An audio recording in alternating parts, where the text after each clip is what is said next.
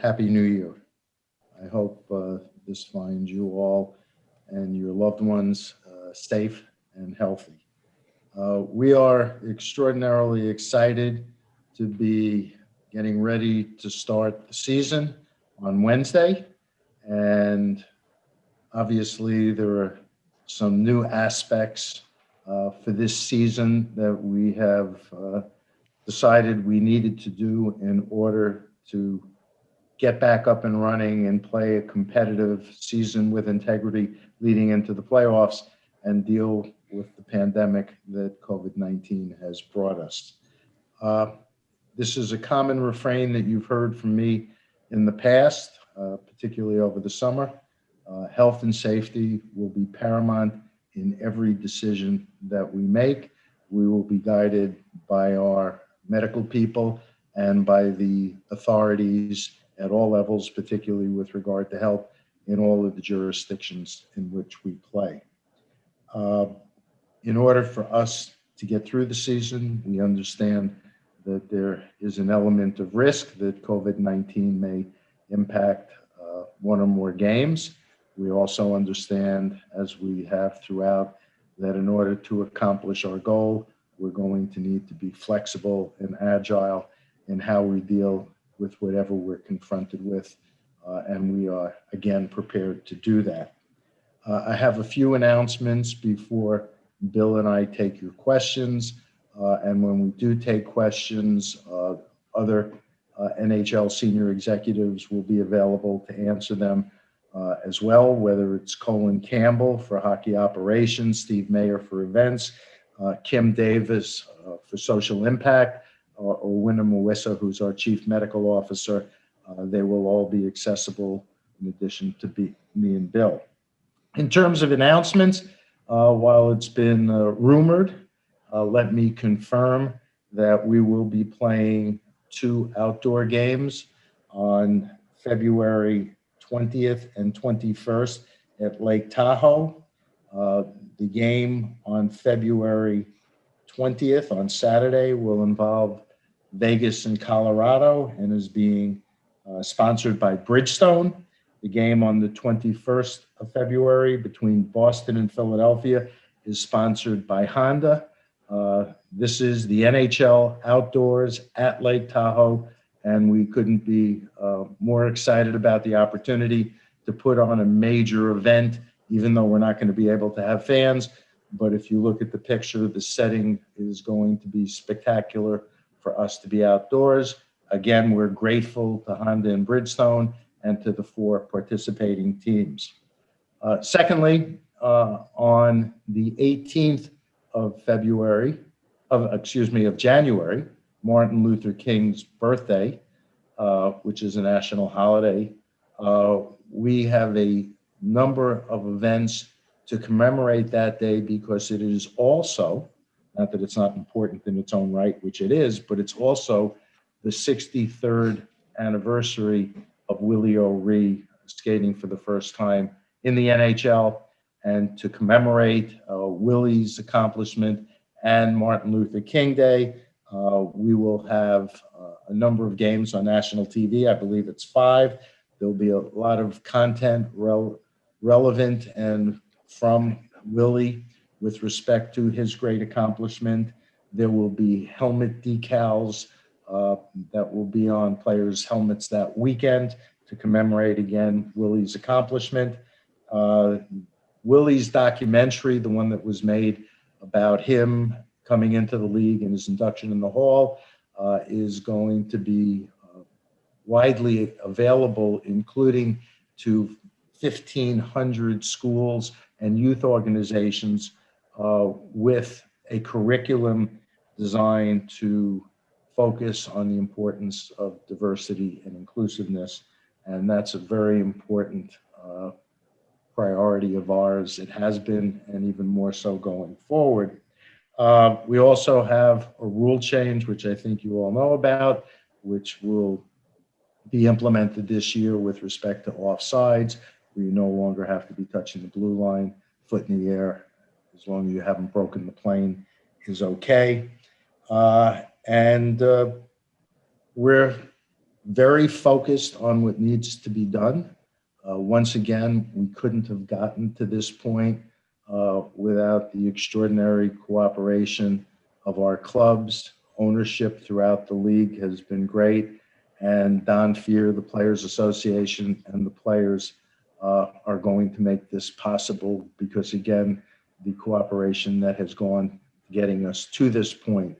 We've issued 12 protocols spanning 213 pages.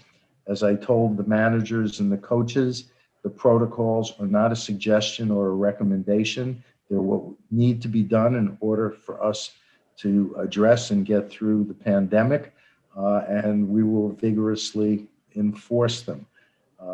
There'll be lots of judgment calls that we have along the way, and as I said, we will be guided by the medical experts with respect to doing that.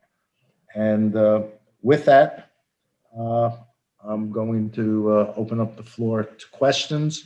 Bill, is there anything you'd like to add before we do that? Before the questions, nope. Then let's start taking your questions. And again, thank you for being here. And we look forward to seeing you all in person at some point, but virtually in the interim. Okay, once again, if you want to ask a question, just hit the raise hand button at the bottom, and we'll start off with Stephen Wino, the Associated Press. Go ahead, Steve. Hey, Gary and Bill, thank you very much for doing this. Gary, I'm curious, from the time the Stanley Cup was handed out in the bubble and you guys left Edmonton to now, can you go over what the journey has been like just planning for all of this? Yeah, that's a really good question. So I'll start with it personally. With everything that we had to do to get to the return to play to complete the 1920 season, which is, I think you all know, and has been pretty well chronicled, was fairly hectic and intense. I labored under the delusion that once I presented the Stanley Cup, we'd be able to take a breath for a few weeks. And when my plane landed back in the New York area, right after the next day after the Stanley Cup was presented, the phone started ringing and we were back at it again. And it was, in many respects, another process, very much like the prior process, where we had a whole bunch of issues to address, because we understood from the outset that if the pandemic were still in effect, we would be challenged operationally by not having fans present, and that we couldn't very well ask the players to put themselves in a bubble for 6 months. We knew that wasn't going to be something we could even ask. And so we had to develop protocols that would be appropriate, including travel. And we had to work with the Players Association to make sure we were aligned on the myriad of transitional issues that were going to have to be addressed, including when was the right time to begin playing. So we were engaged yet in a process that was basically ongoing without a break from the 1920 return to play. Bill, you want to add to that? No, I would echo a lot of those sentiments. What struck me is that the challenge with kind of a return to play for the 2021 season was far different than the challenge for the return for the 1920 season in a host of levels, which made it different. So in any event, we've gotten to where we've gotten to, and we're looking forward to starting the season. Thanks, Steve. Next question comes from Scott Burnside of The Athletic. Go ahead, Scott. Yeah. Hi, guys. Thank you for doing this. And whoever wants to answer this, but Gary, you talked about the protocols and how they're not suggestions and that there will be vigorous penalties, or however you described it. Can you take us through what happened with Dallas and broader picture? What kind of transparency, if there are sanctions against teams as you move along, will those be shared with the public? Well, I'm going to let Bill address the specifics on Dallas, but if there are personnel that don't show up, it's going to be pretty clear that for whatever reason, they're not there, whether it's COVID related or because COVID related, they've breached the protocol. So let me make a couple of things clear. The purpose of having the protocols isn't so that we can punish people. The purpose of the protocols is to keep everybody as safe and healthy as possible. And we're seeing very good compliance virtually everywhere throughout the league. The testing numbers have been very good. We will announce confirmed positive tests. And by that, I mean that if there's a positive that has to be confirmed, or there's a contact tracing that we're in the midst of where a player may be sitting out, but he may not have yet tested for COVID, we're probably going to err, as we have to this point, on the side of being more conservative in making those judgments. But when we have something that is confirmed, we will announce it at the appropriate time. Bill, you want to add to that and talk about Dallas? Well, Dallas specifically, we're still trying to get our arms around exactly how the spread occurred. It has turned out to be kind of a classic outbreak, and there may be a variety of factors associated with it. Having said that, we think we're at the end. We hope we're at the end of that outbreak, and everybody is recovering nicely and doing being cared for and doing what they need to do to get healthy. So we're we'll play that through. I would say more generally, we learn things every day with respect to the protocols, where they work well, where they can be improved. And we're making, daily modifications, enhancements, all enhancements to the protocol to make sure they're working as well as they can be and doing what they're intended to do. That's what I'd say generally about the Dallas situation and about how, we deal with the protocols and deal with the clubs vis-a-vis compliance with protocols. Thanks, Scott. Next question comes from Josh Clipperton of the Canadian Press. Go ahead, Josh. Hey guys, thanks a lot for doing this. Question for the commissioner. I'm just wondering if you could describe what you're feeling now compared to the days before the bubble. I mean, there was a sense in the summer that, if you got to the bubble inside the fences, things were probably going to be fine. This is obviously much different. How do you feel these last few days compared to the days of late July? Well, we're excited to get the season back up and running. We hear from our fans how excited that they are that we're going to be playing. It gives a sense of normalcy. It's a great distraction, and we're happy to be a part of all that. But you're absolutely right. We believed that once we got into the bubble over the summer and we were COVID-free going in, that the integrity of the bubble would protect us. And having been in the bubble for 3 weeks or so in Edmonton, it was clear to me that that was a very safe environment. But obviously, a bubble for this entire season isn't realistic. And we understand, by traveling clubs and the realignment we've done, which in part has been necessitated by government restrictions with respect to quarantining, but by limiting the travel and using the divisional play that we're using and using the same hotel for all clubs in each city so that there are protocols that we can be on top of, we believe that we're embarked on the right journey. But having said that, we believe as well with some of the spiking that's going on in some of the places in North America, there is going to be a greater element of risk than we thought we would ultimately have once we got into the bubble over the summer, although we're doing everything possible to minimize the extent of that risk. Thanks, Josh. Next question comes from Chris Johnston of Sportsnet. Go ahead, Chris.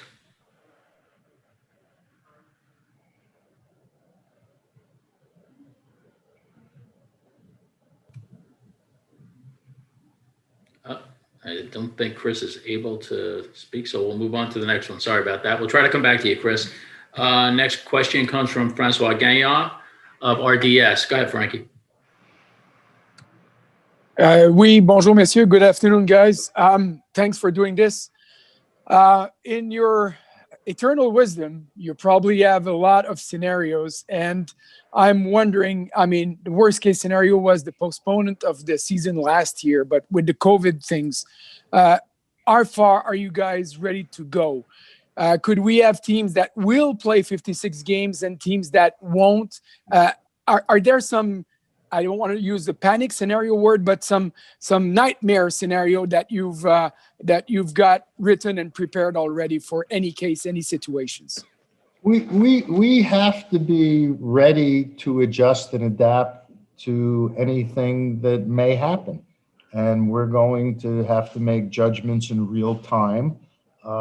And what we try to do is try to have the maximum amount of information available, getting the best advice from the experts, and making the best judgment. I think the NFL, had to reschedule, 18 games.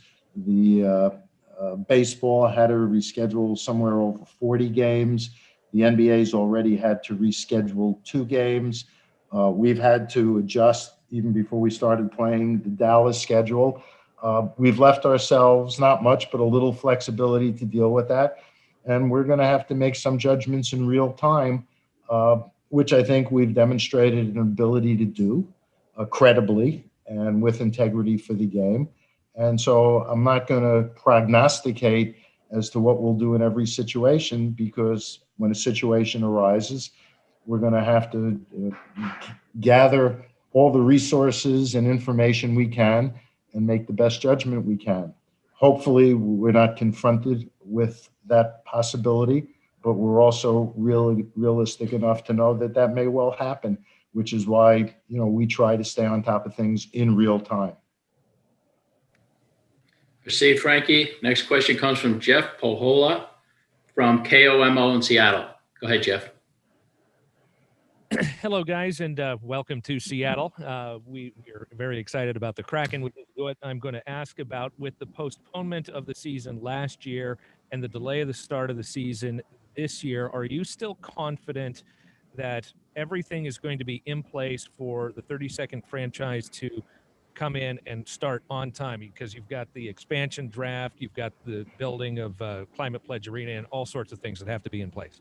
The answer to your question is we are completely confident that the Seattle Kraken will be a 132nd member of our league in full standing, ready to go for the start of the season after this one. Everything we're hearing from David Bonderman and his partners and Todd Lywicki and the organization he's built and is building, everything is going great. They're going to be ready to go. The building's going to be ready to go. And if you remember, as we talked about launching this season and when we wanted to finish by, and we will finish by then, we wanted to get back on schedule for the 21-22 season. And we believe that will be the case. And we believe we'll be doing it with the Kraken, who we think are doing fabulously in Seattle, and we're looking forward to being there with you. Thanks, Jeff. Go ahead. I'm sorry, Bill. Bill, go ahead. And just all of the elements associated with bringing on the expansion franchise were also an important part of our discussions with the Players Association over the transition rules, and were accounted for in those rules.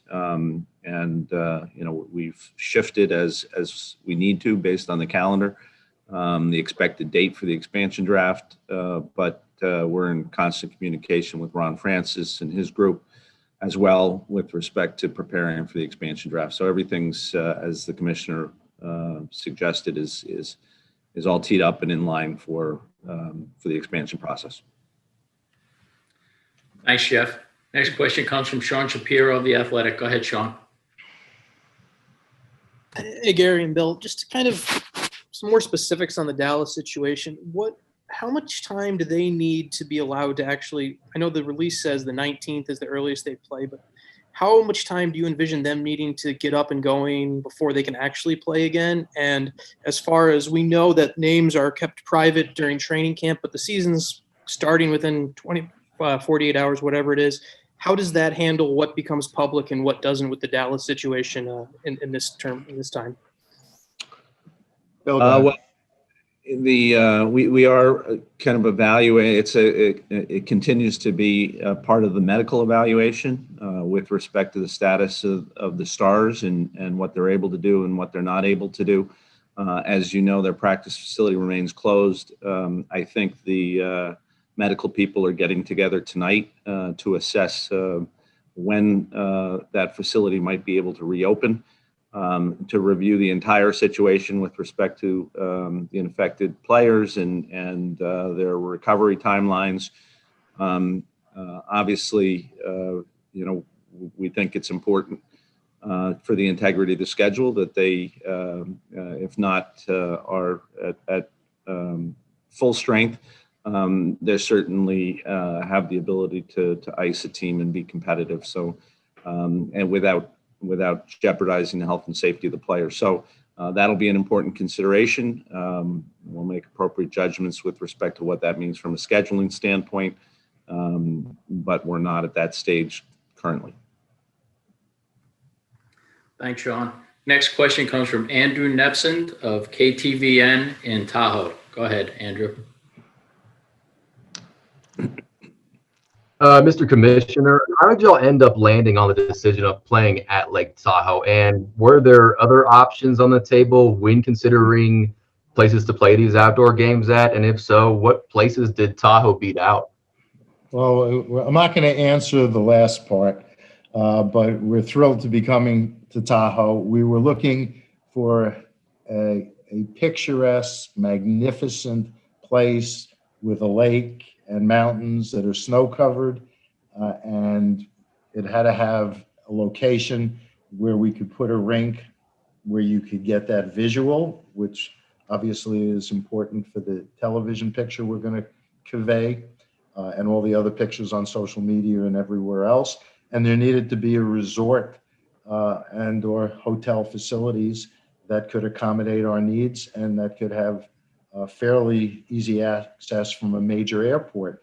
Lake Tahoe fit the bill, and we're thrilled to be going there. And so we look, I plan on being there, but we're not going to be having fans there, obviously.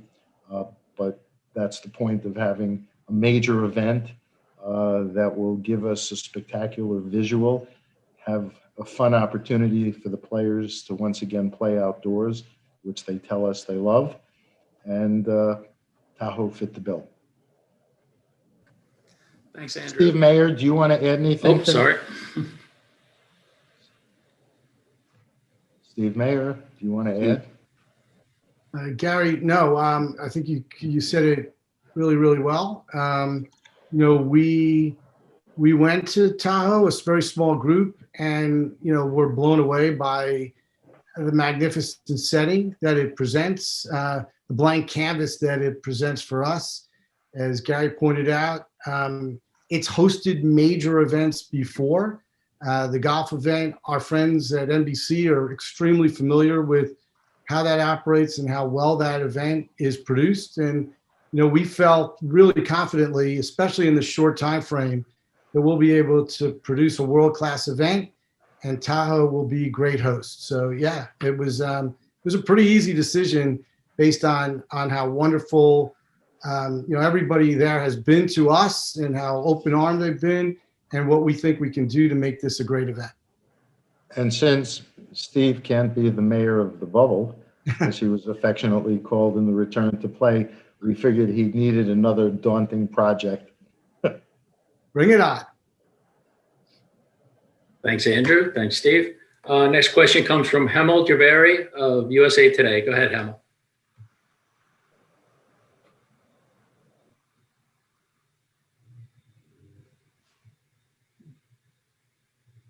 Hemel, can you hear us?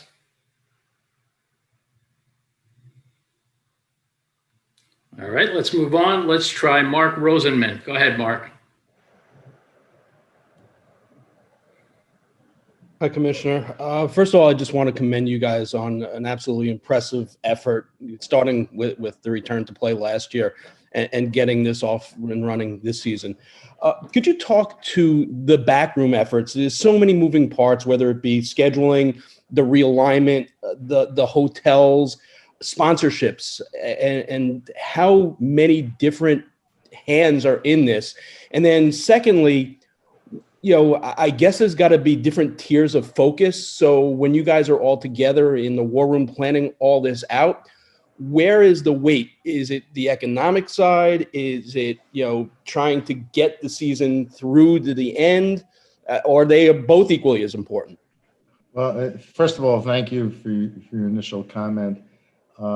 I've always had an operating theory, and any of my senior reports will tell you that I frequently say that everything we do is related to everything else we do. And never has that been more the case than it was for the return to play to conclude last season or now.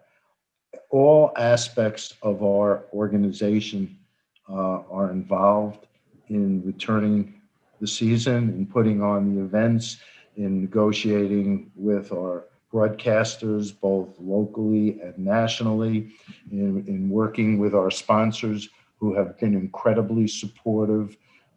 You go across the board, coupled with our relationship with the players and the Players Association, and dealing with the teams, particularly the managers and hockey operations, and making sure we understood their needs. When you ask about the economics, let me make something really clear. We're coming back to play this season because we think it's important for the game, because our fans and our players want us to, and it may give people, particularly those who are back in isolation or where there are curfews, a sense of normalcy and something to do. It would be cheaper for us to shut the doors and not play. We are going to run through more money, or say it differently, lose more money at the club level and at the league level by playing than by not playing. But the owners unanimously are okay with that because they know how important it is for our fans and for the game. Thanks, Mark. Next question comes from Eric Fisher of the Sports Business Journal. Go ahead, Eric. Yes, good afternoon. Just following up on your comments there. And then when we talked in September, you had mentioned you were confident in the team's ability to weather this crisis fiscally. Given what you just said, and given that we still got some pretty alarming numbers out there with the pandemic, as your feeling changed in September, what is your current feeling on the team's ability to get through this? All of our teams have the ability to get through this.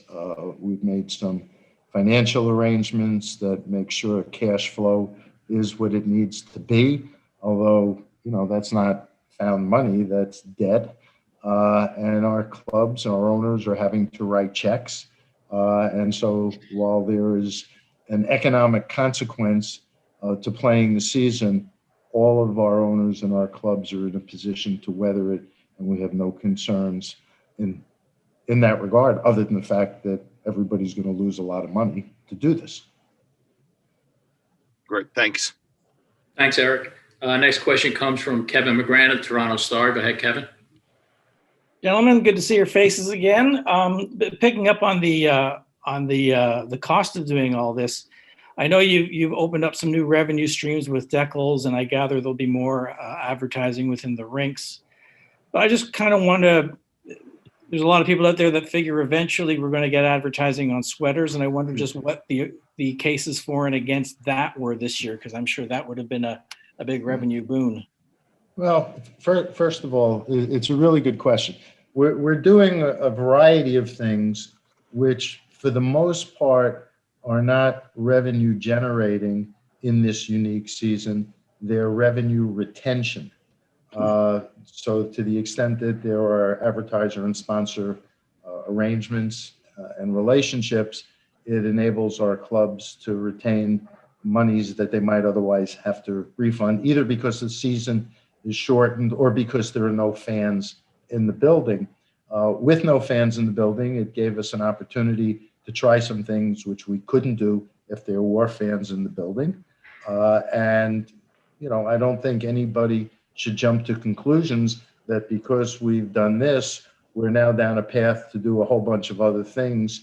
The jury is still out on jersey signage, and if we are going to do that, that was something that is important enough on a whole host of ways that I didn't want to do it under these and ask the clubs to do it and approve it, because it's ultimately subject to their approval under these circumstances. So nobody should jump to any conclusions about what it all means in terms of what's next.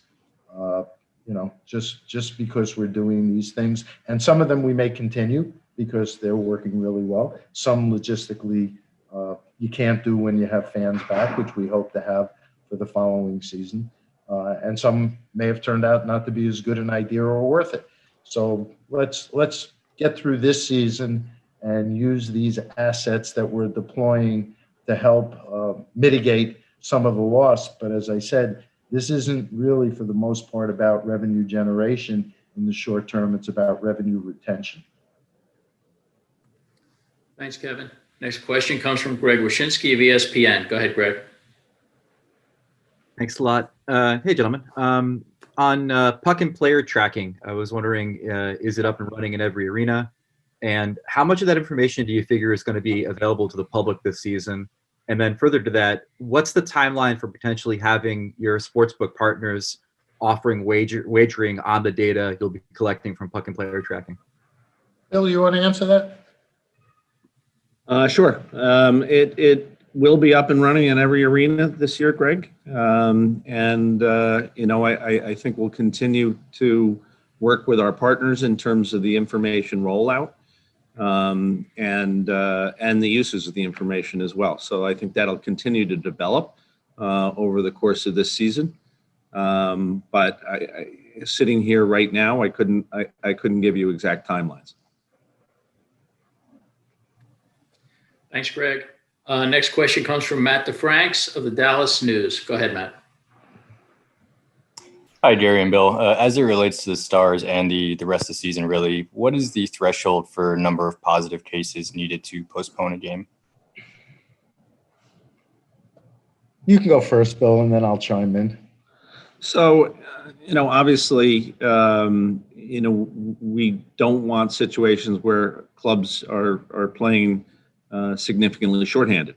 Our clubs on a regular basis in the regular season from year to year will play short of 18-2 occasionally, given circumstances.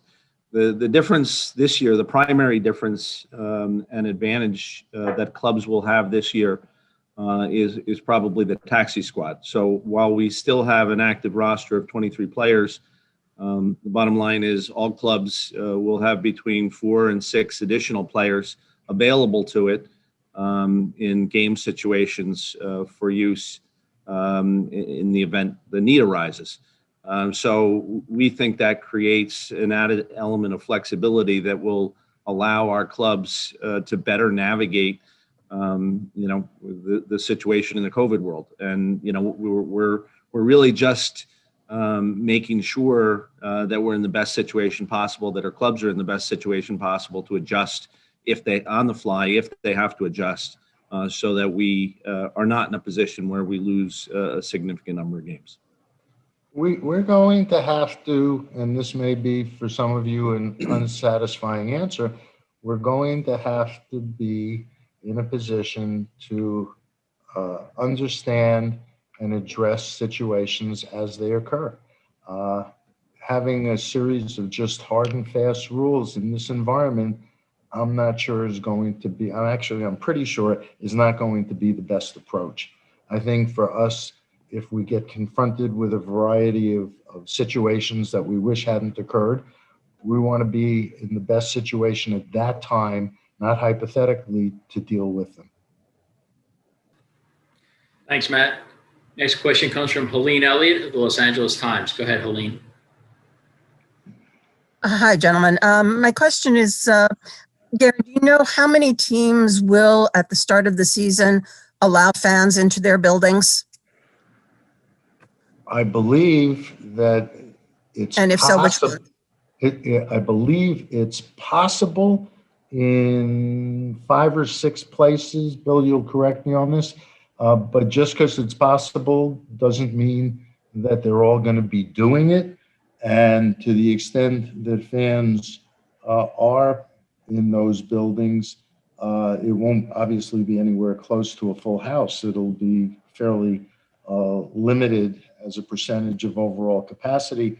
Off the top of my head, I believe the 2 Florida teams are eligible, Dallas, Arizona, and maybe Pittsburgh. Bill, did I leave one out? Or did I get that wrong? Maybe Nashville, maybe Columbus. I think, Helene, the last information I had, and it changes daily, but I think there are 4 clubs who intend to open their doors to fans from the start of the season. Again, that just changed recently because Tampa has decided to delay that move. But I think that brings us to 4. And those decisions, in addition to being subject to whatever the local requirements are in each jurisdiction, to the extent that COVID starts spiking in a particular area, clubs and those jurisdictions may make changes in both directions. If things calm down and a particular area seems to be weathering the COVID and the cases are reducing to a more moderate and acceptable level, some buildings that were closed may get open. Again, it's going to have to be adjusted to, and as Bill indicated, the information's changing on a daily basis, if not more frequently. Thanks, Helene. Next question comes from Kevin DuPont of the Boston Globe. Go ahead, Kevin. Thanks, gents. A couple of questions, if I could, that I believe dovetail to each other. Gary, early on, you talked about MLB, NFL, NBA. NBA, of course, is, I guess, the most analogous in the seasons similar, arenas, all of that.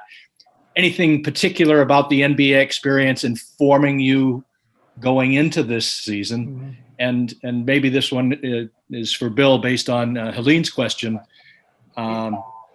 What's a reasonable best case scenario this year for getting fans in the building? I suppose it's 31 at maximum, but not going to happen. Yeah. What's aspirational here in terms of what's aspirational is we get through the season. We have a on ice terrific season, great playoffs. We present the Stanley Cup, and the world is back to normal for the 21-22 season. Anything beyond that would be great, but we're planning as if, we're not going to be having fans overwhelmingly in most of our buildings, and to the extent we can in limited numbers. Whether it was the return to play over the summer, I believe we announced first when we were coming back and how we were going to do it, and we concluded first. Or now where the NBA started their season a little bit earlier than ours. The medical people are collaborating. Winnamawissa, who's also on the call, can chime in on this. They're in constant communication. There are no secrets among the leagues in terms of, from a protocol standpoint, what we're doing and how we're doing it. Obviously, with our realignment, which was necessitated because obviously there were 7 clubs in Canada and we weren't going to be able to cross the border. So for us, that was a little different. The key thing for us is that from a medical standpoint, we're all operating off of the same body of information. I have every confidence that our players can and will adhere to the protocols, but we've had to make other adjustments in terms of how we play out the season that the others haven't had to make. Winno, you want to talk about your interaction with the other leagues and how you guys, from the medical standpoint, focus on this? Sure, Gary. Yeah, as the commissioner said, we're in regular contact with the other leagues. So we have weekly conference calls with the chief medical officers of the NFL, NBA, NHL, MLS, MLB. And we've had the opportunity to learn a lot from each other because there's so little science behind what's going on because it's happened so quickly. So everything from infection control to testing strategies, how we interpret test results, how we act on positives, how we manage cases, are all things that we share on a sort of anonymous basis so that we are able to refine what we do and do the best job we can in keeping the players and everybody around the game safe. Thanks, Winna. Thanks, Kevin. Next question comes from Ken Campbell of the Hockey News. Go ahead, Kenny.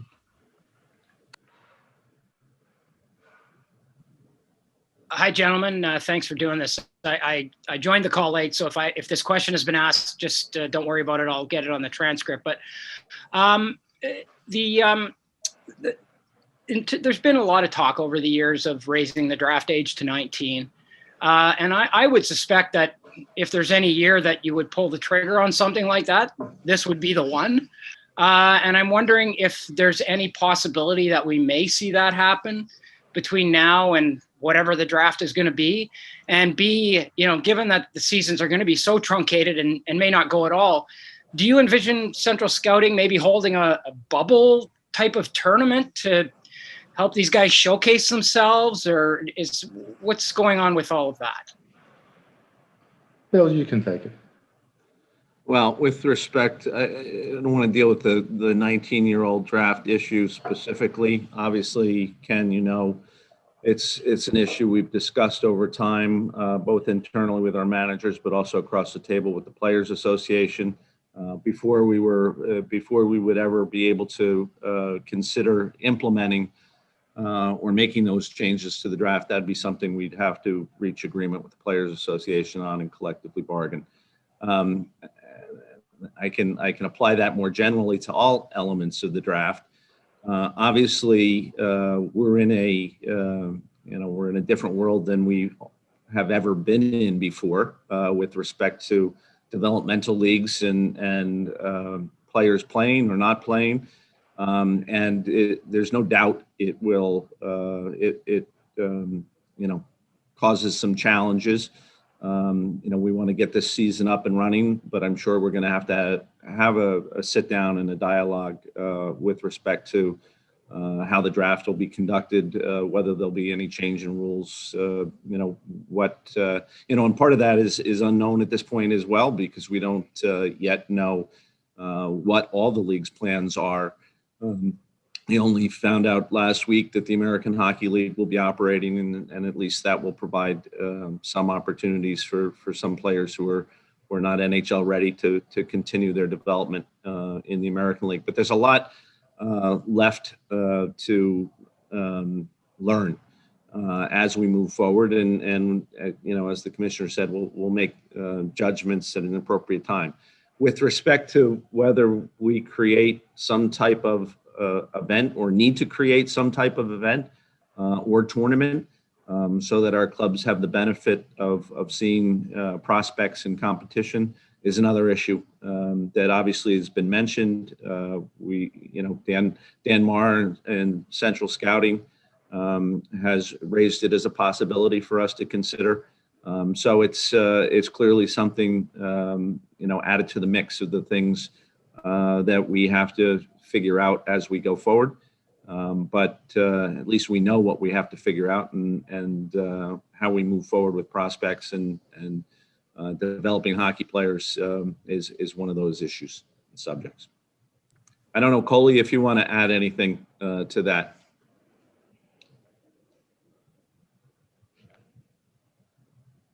If you do, Bill, can you hear me? Yeah, yes. Now we can. Bill hit on everything for the most part, and it's we've discussed a lot of those areas, Ken, with the managers, and it's so unfair to a draft eligible player this year, and the OHL has not announced anything yet, and WHL, as Bill mentioned, announced a 24-game season, but not knowing when they're going to start. So I think, as Bill said, we got to get our season underway and going and see what lies where, and I think everything's got to be discussed yet. So Thanks, that's Colin. about it. Thanks. Thanks, Kenny. We have about 15 minutes left. We'll get as many questions in as we can. Next question comes from Barry Bloom of Sportico. Go ahead, Barry. Hi, guys. Happy belated New Year. It's nice to see you again, both Gary and Bill. Thank you. Just you kind of cleaning up on some of the stuff we've already talked about already. The Coyotes out here say they're opening with 3,450 people in the stands. Bill, who are the other three teams that you were talking about at this point? And is that about the same amount of people, players, fans in the stands that you're talking about? And secondly, you talked about losing money, but since the league is so heavily weighted on arena revenue, can you put a figure on what the operational revenue loss is going to be? And then finally, where are the Sharks playing this year, considering the problems in Santa Clara County right now? Okay, so there are three questions. I'll take a couple. Bill will take a couple. Between the two of us, we'll figure this out. Our gate, directly and indirectly, people at our games, the revenues generated directly and indirectly from people at our games is somewhere around 50% of our revenues. I know I read, commentary that says it's 60, it's 70, it's 80. It's not that much. It's directly and indirectly, it's about 50%. And by that, it's ticket sales, it's concessions, it's suites, it's parking, it's a whole bunch of things. But that's what's in it. The magnitude of the loss, when you add it all up, starts with a B. We're out of the M range and into the B range. And, that's just what we have to deal with. And that's what the clubs have decided that they're prepared to do. Even though it would be a smaller number if we just shut down for a year, everybody thought it was important as one of the four major sports for us to take our role and play our game and deliver what people expect from us. And that's what everybody signed on to do. Bill, you want to talk about the Sharks? So as of right now, I know the Sharks are meeting with Santa Clara County representatives tomorrow. And they'll have I think a better understanding of kind of where they stand and where things stand in Santa Clara County and what their future in the short to medium term may look like. So that's kind of where they are. It's currently, that they're conducting their training camp in Arizona. I guess, Barry, that's where you are, so you know that. They're playing it by ear. Obviously, it's a difficult situation for the club. It's a difficult situation for the players, having to conduct training camp away from their families and not really having any certainty with respect to when they'll be able to return to San Jose with some sense of normalcy. So we'll see how that situation plays out. Obviously, the club will be prepared to play its designated home games at an alternative venue should it come to that. We did, Steve Hatzapetros did, we worked with San Jose closely in crafting their schedule. I think their first designated home game is not until February 1st, so they have a little bit of time to figure that out. With respect to your first question, Barry, a colleague of mine was good enough to send me a note. I think we have three teams that we know will start the season allowing fans in the buildings. That would be Arizona, Dallas, and Florida. I think Columbus is a possibility in the near future, as is Pittsburgh. And Tampa is currently on hold with yesterday's announcement. Each of them will be governed by the local health regulations with respect to the number of fans they can permit in the building. But as Gary alluded to, I don't think any of this or allowing fans in buildings is really financially driven at all. It really is to connect and engage with your fan base, should you have the ability to do it in person. there's not a lot of money to be made at the numbers we're talking about, both with respect to the number of teams who can permit fans in the building now, but also the number of fans in the building. So again, not being relied on in the short term during this season as a real revenue generation, as opposed to just ways for our teams to engage with their fan base. Thanks, Barry. Time for a few more. Next question is from Chris Matthews of KLAS in Las Vegas. Chris, pardon if I mispronounce your last name. No, it is Matthews. Thank you very much. I appreciate that, gentlemen. Thank you. Commissioner, maybe for both of you, really, I was just wondering, I know the players and fans and viewers are going to be disappointed that they don't get to see their team play all the rest of the teams in the league. But on the other hand, the excitement of the division and that divisional play, it's almost as if it's a 56-game playoff season in a sense. Can you just kind of talk about the ideas behind the divisional play and how exciting it could be for the fans, the viewers, and really for the players, I guess? We expect there to be a level of intensity that will start strong and get even stronger as we go through the 56 games. We think it should be exciting. It should be competitive. Somewhat unpredictable, and I think there'll be some disappointed teams that don't get to make the playoffs because the competition will be that intense. We did it because we wanted to minimize the risks attendant to playing in the face of COVID-19, and by that I mean we're limiting travel. We're requiring all visiting teams to use the same hotel when they're there so that we can be on top of protocols and what needs to be done. By reducing travel and the number of places that each team goes, we're hoping to reduce the risk of somebody getting infected. And with teams being more geographically proximate than they've otherwise would be, if we're forced to reschedule, it gives us a greater flexibility to do that. If you have a team making its last West Coast swing and there's a problem, how are you going to ever make up that game? By keeping everybody more geographically proximate, we think that gives us more optionality.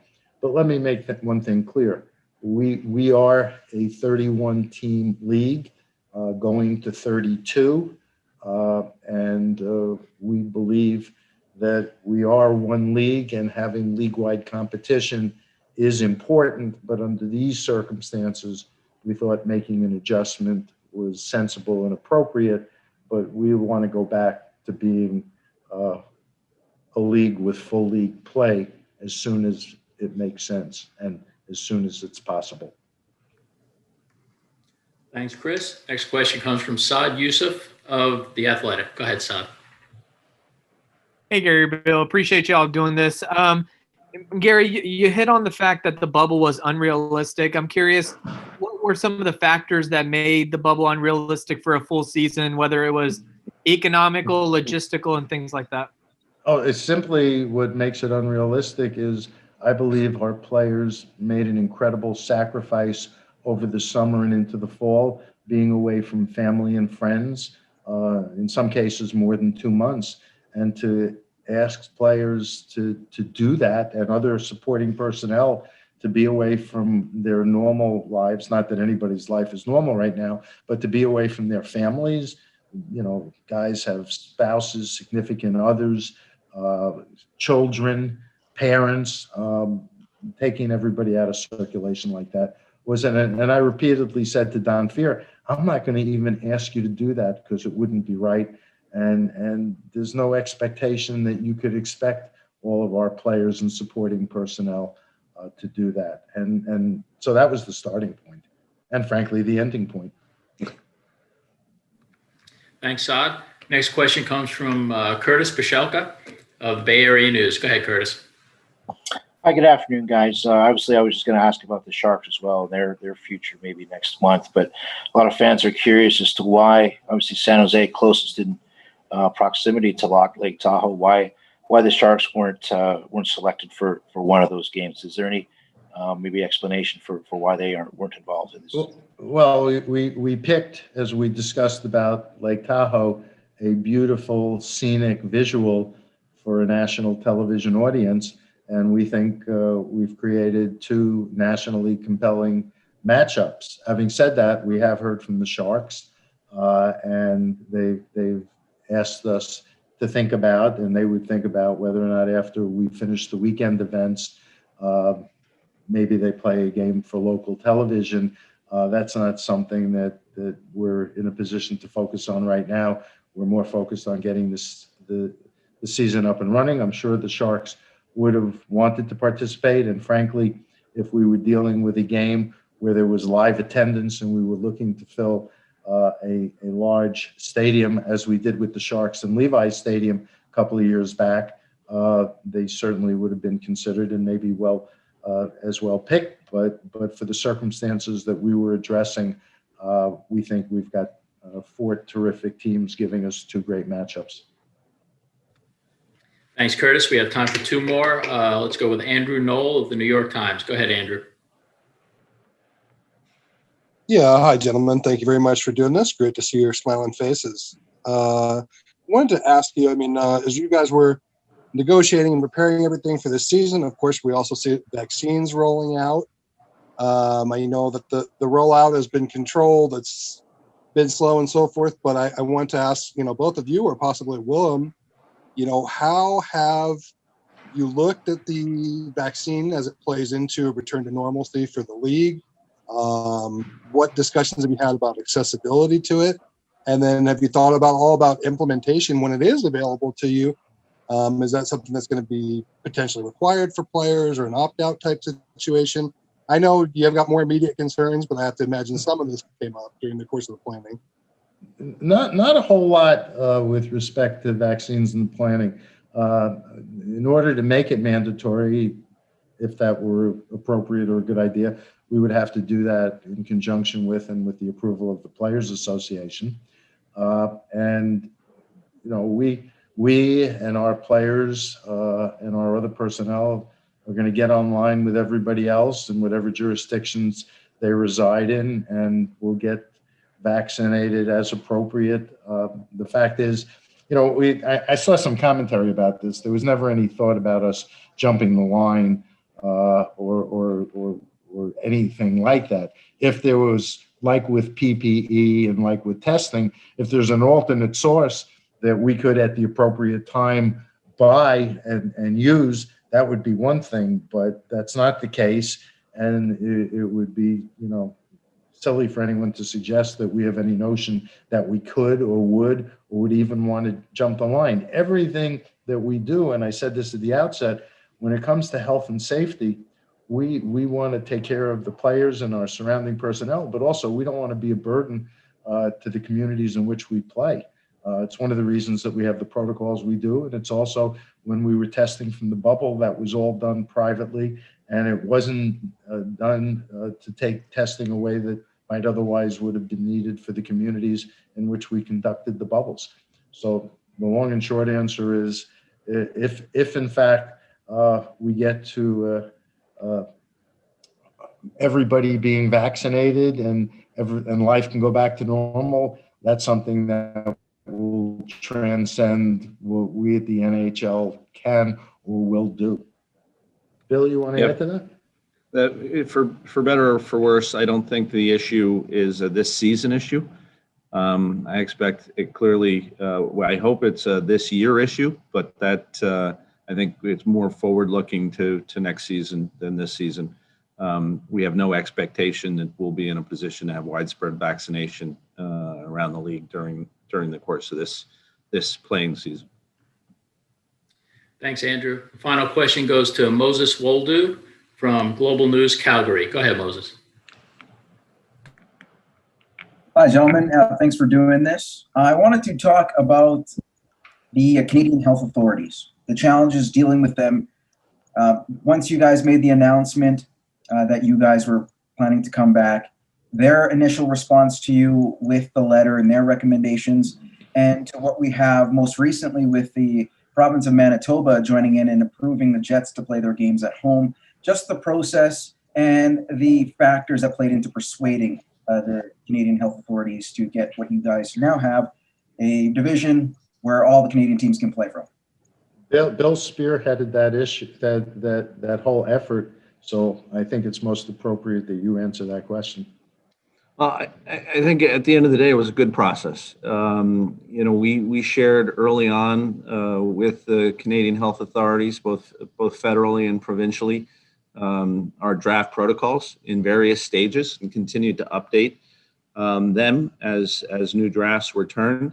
They provided, I give them a lot of credit. They took a lot of time and a lot of effort in reviewing those protocols, coming back to us with suggestions on those protocols, all of which we responded to, and most of which we incorporated. And I think at the end of the day, we're all comfortable that we have in place a series of protocols that will make the game safe, not only for NHL participants, but for the communities in which we play. So I think the Canadian health authorities generally did a fantastic job of making sure Canadians stay healthy, and I think it was a good process. Let me just add to that. We're grateful for the effort and the support that we got at all levels of government, because obviously we couldn't reach this point and been on the edge of beginning to play the season without that. Extraordinarily professional, thoughtful. And again, I mentioned it before, there are 12 protocols covering 213 pages. They're all available on NHL.com and on the media website. So we're completely transparent in terms of what the protocols are. And we believe that the effort that's going on with them and the ability to collaborate with so many different constituencies will make them effective. Okay, thank you, Gary. Thank you, Bill. And thanks everyone for joining us. Good evening, everyone. Thank you very much. Be safe and stay healthy and enjoy the season. Thank you.